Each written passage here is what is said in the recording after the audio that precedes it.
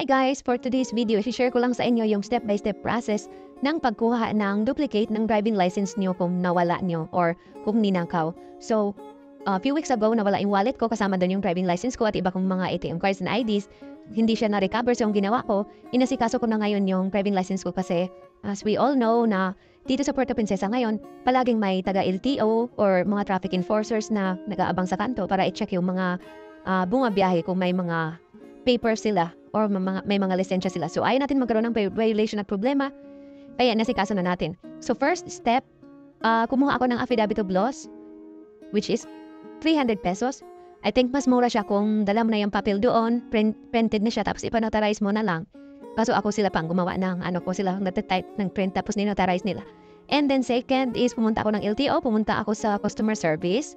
Nag-approach ako, sinabi ko na nawala yung lisensya ko, kaya binigyan ako ng form. Pinilapan ko yon, mga details doon, filapan niyo lang.